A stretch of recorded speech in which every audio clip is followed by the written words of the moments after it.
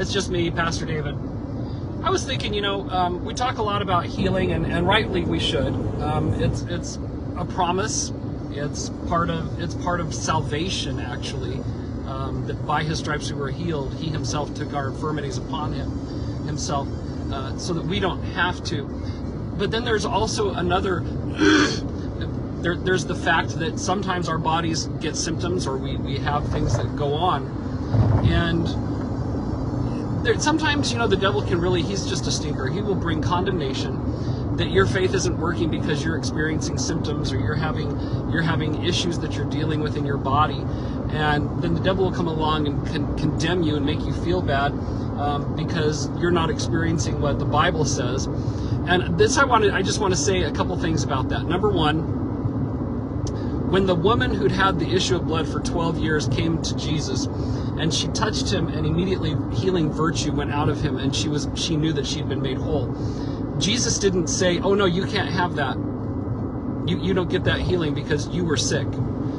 You have to work that out yourself." And then also,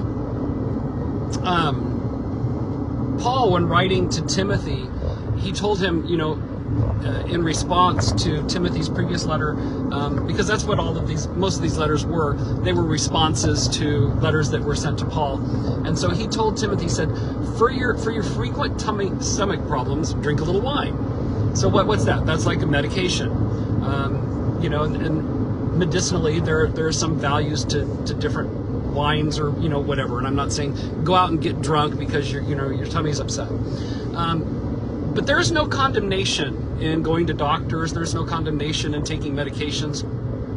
I believe, actually, Jesus in the hospital visitor with Brother Hagin told him that it's his will that all of his children walk in divine health and walk in divine healing, but that he doesn't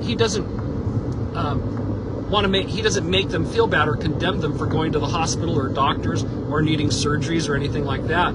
He just wants us well.